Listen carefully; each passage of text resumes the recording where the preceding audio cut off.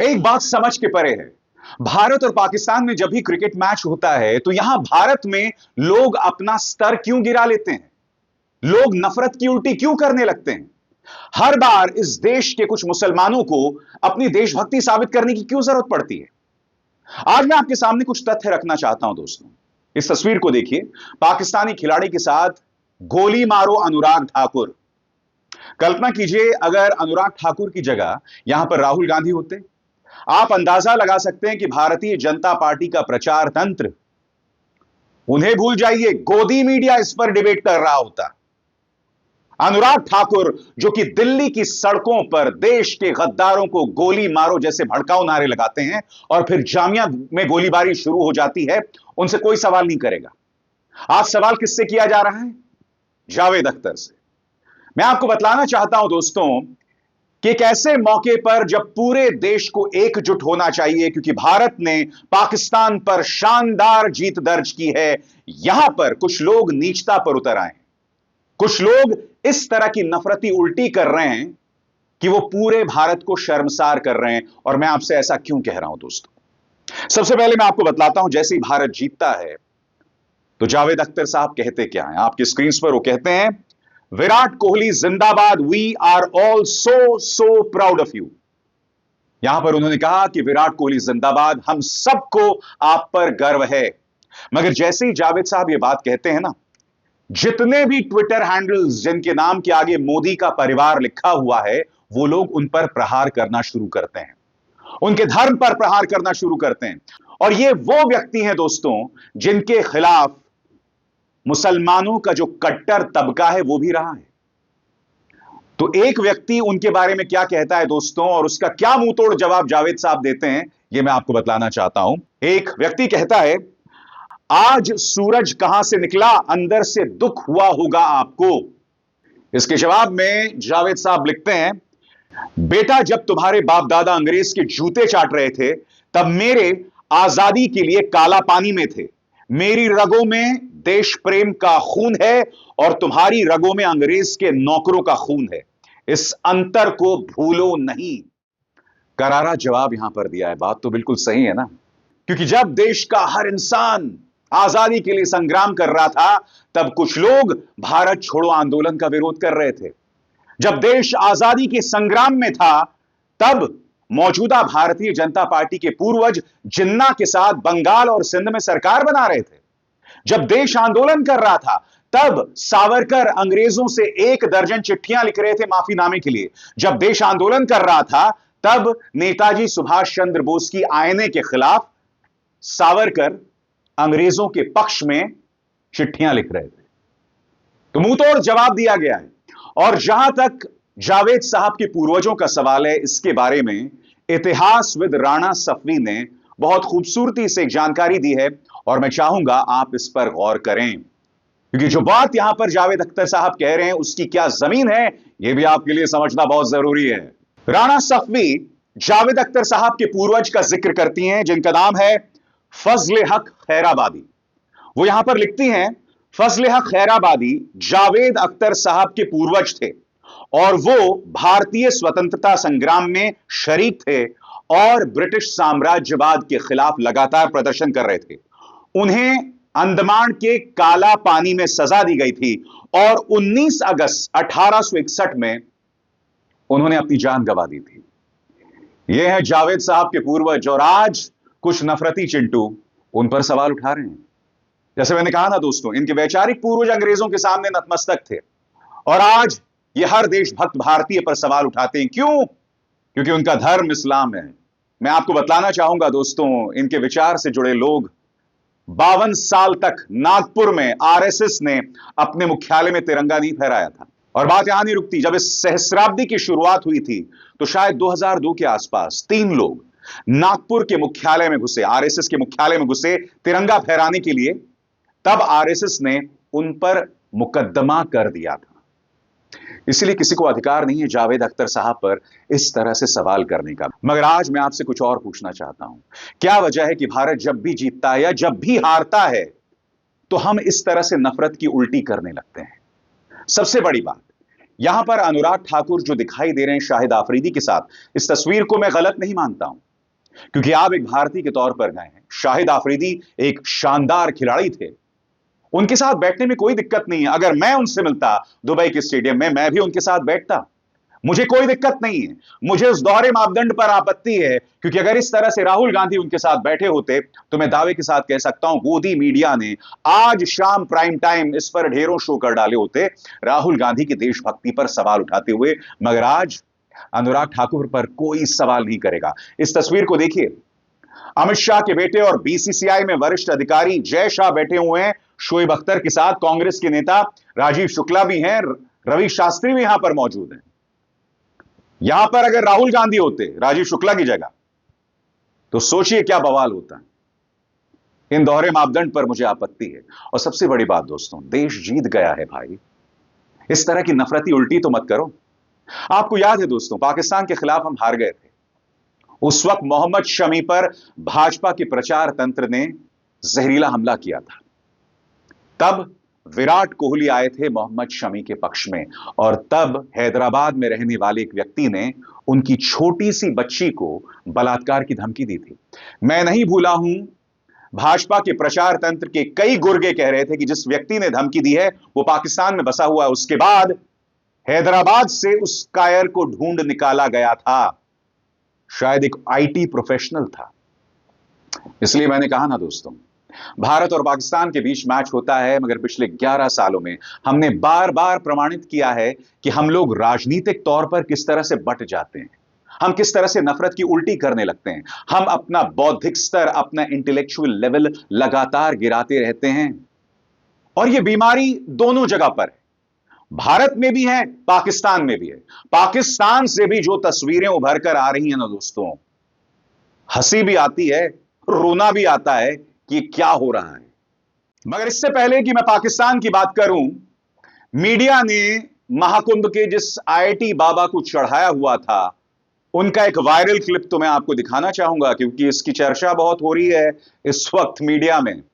उन्होंने बौखला कर यह भविष्यवाणी कर दी थी कि यह मैच तो भारत हारने वाला है, क्योंकि मैंने ऐसा कह दिया है। यहां तक कि आपको याद होगा कि इससे पहले भी इन्होंने ऐसी कई भविष्यवाणियां की थी।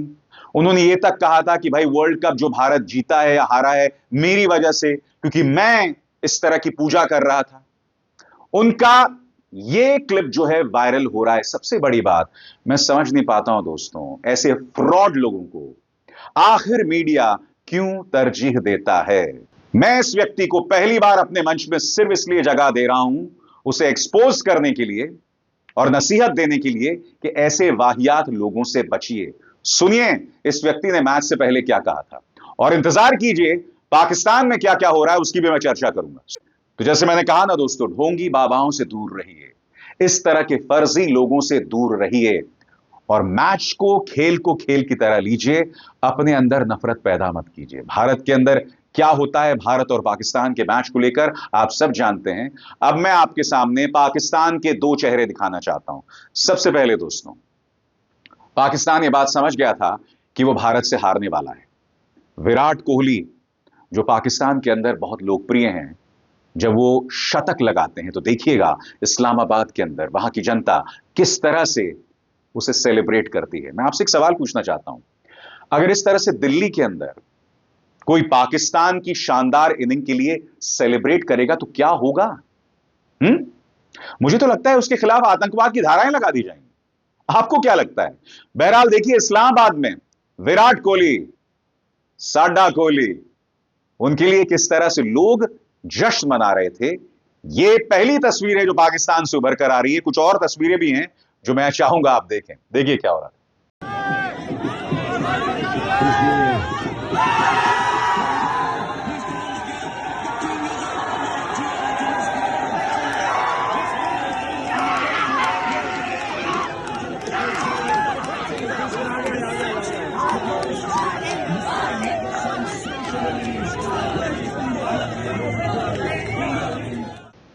आप कल्पना कर सकते हैं कि ऐसा नजारा भारत के अंदर होगा।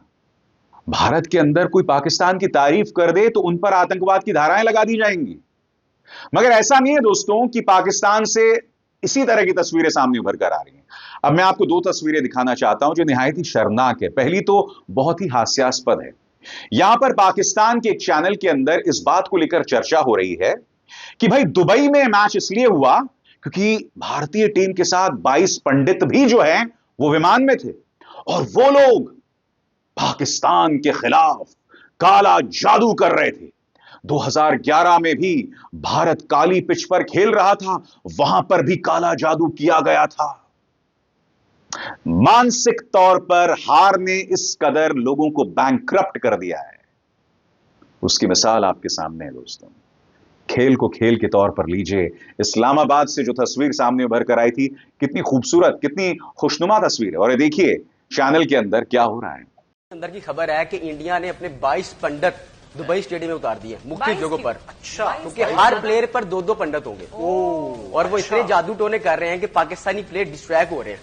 और वो यही वजह थी कि इंडिया पाकिस्तान नहीं आना चाहता था, क्योंकि उनको पता था कि इंडिया जब पाकिस्तान आएगा तो उनके पंडित उनके साथ नहीं आ सकेंगे और पाकिस्तान ऐसा होने भी नहीं देंगे, क्योंकि बहुत से हमारे जो नूरी इल्म वाले हैं वो भी वहां पर होंगे, तो इसलिए उनका जादू नहीं चलेगा। अब उनके 22 पंडित इतना जादू कर रहे हैं कि पाकिस्तानी प्लेयर्स को मुश्किल आ रही है खेलने में। यानी इसका मतलब इसका सोल्यूशन तो दुआएं ज़ाहिर हम भी कर रहे हैं, लेकिन ज्यादा से ज्यादा दुआएं करें। जी यार, लेकिन ये चीज भी तो देखे ना कि हमेशा से हमने देखा है कि हमारा स्टार्ट अच्छा होता है, अचानक गेम में कोई ना कोई ऐसी एंट्री होती है। यही वजह थी। अब दो बंदे मतलब एक काम के ऊपर लगे हुए 22 पंडित, आप इससे इमेजिन कर लें कि कितने बुखलाए हुए होते हैं या जब भी टूर्नामेंट में। So good out of nowhere, पता नहीं क्या है। 2011 में भी ऐसे हमने देखा था कि काली पिच पर जो प्रैक्टिस की जा रही थी मोहाली में, जब हमारा सेमीफाइनल। दोस्तों, ये जो कचरा संवाद हो रहा है पाकिस्तान के न्यूज चैनल में, क्या इसका दोष गोदी मीडिया पर मढ़ा जा सकता है? मैं आपसे क्यों कह रहा हूं दोस्तों, याद कीजिएगा आज से कुछ सालों पहले एक वर्ल्ड कप फाइनल था। तब एबीपी न्यूज में तमाम साधु संत उतर गए थे, पूरा एक कार्यक्रम हुआ था, एंकर था आसपास भगवा में तमाम साधु संत, कहने को कार्यक्रम क्रिकेट पर, और ये भगवा साधु संत कह रहे थे कि हम जो है अपनी तरफ से पूजा अर्चना कर रहे हैं, जीत भारत की होगी, भारत की होगी। इस तरह का कार्यक्रम हो रहा था। क्रिकेट को मजाक बनाकर रख दिया था एबीपी न्यूज ने, यह सब कचरा हो रहा था वहां पर। तो इसलिए मैंने कहा दोस्तों, कहीं ऐसा तो नहीं है कि पाकिस्तानी न्यूज चैनल में जो कचरा चल रहा है उसका दोष भी गोदी मीडिया पर मढ़ा जा सकता है, क्योंकि इस तरह के कई कार्यक्रम गोदी मीडिया में चलते रहते हैं। और स्वाभाविक सी बात है, पाकिस्तान के जो लोग हैं वो लोग इस वाहियात कचरे को भी देखते हैं, जैसे हमारे देश के लोग गोदी मीडिया का जहर जो है वो देखते हैं। मैं आपसे लगातार अपील करते रहता हूं, मत देखिए मत देखिए, मगर आप देखते हैं, चलिए करिए खुदकुशी, मैं क्या ही कह सकता हूं। दूसरी मिसाल दोस्तों, आप देखिएगा बाबर आजम जो है वो बाउंड्री पर फील्डिंग कर रहे हैं, पाकिस्तान के खिलाड़ी बाउंड्री पर फील्डिंग कर रहे हैं, और देखिए किस तरह से क्राउड उन्हें ताना मार रही है। यह खेल है और बाबर आजम आपका खिलाड़ी है, मगर देखिए किस तरह से उनकी तौहीन की जा रही है। देखिए, कोई शर्म कर लो है, और तेरी T20 जगह नहीं बढ़ती, तू वापस लौट जा, वापस लौट जा, तेरी जगह नहीं बढ़ती।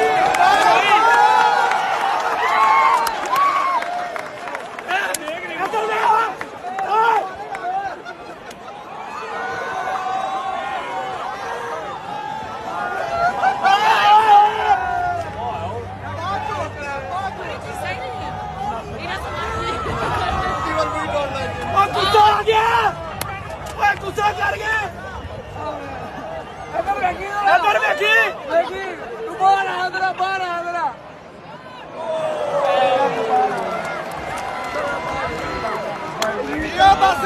बस ताड़ियां मारे कर, ताड़ियां मारे कह छड़ दई, तेज के मुंडे बाबा इसी वीडियो में अपलोड कर रहे हैं, आर्मी रिपोर्ट कर इन इसी वीडियो में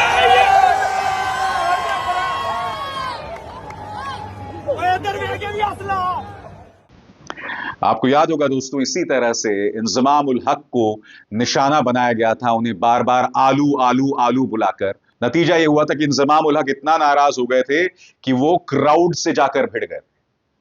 ये सब हो रहा था और अब बाबर आजम को भड़काया जा रहा था, उन पर निशाना साधा जा रहा था। मैं सिर्फ इतना कहना चाहता हूं दोस्तों, खेल को खेल के तौर पर लीजिए, इसमें नफरत, राजनीति, धर्म जो है उसे शामिल मत कीजिए। खेल खेल है, इसमें ना मोदी का हाथ है, ना पाकिस्तान के किसी नेता का हाथ है।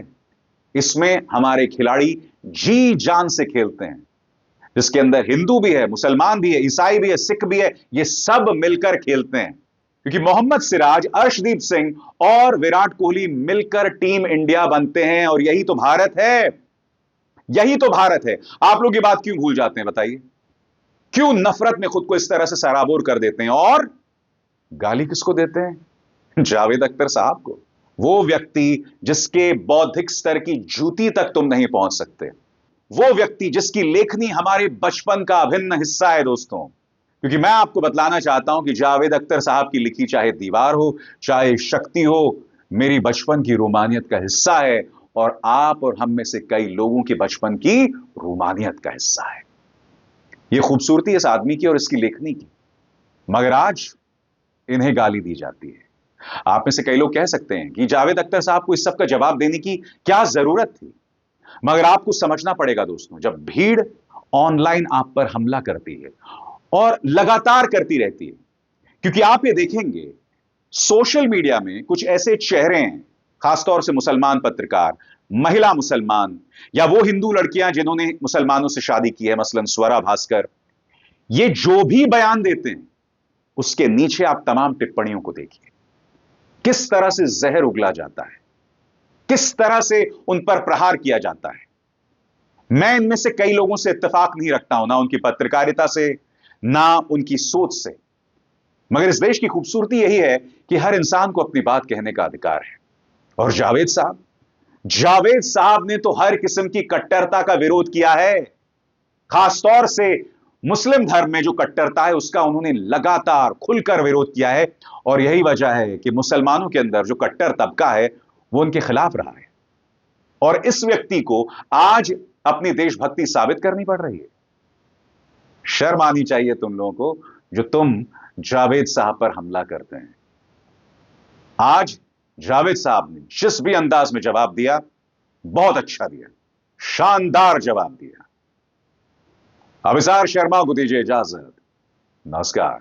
स्वतंत्र और आजाद पत्रकारिता का समर्थन कीजिए, सच में मेरा साथी बनिए। बहुत आसान है दोस्तों, इस ज्वाइन बटन को दबाइए और आपके सामने आएंगे ये 3 विकल्प, इनमें से एक चुनिए और सच के इस सफर में मेरा साथी बनिए।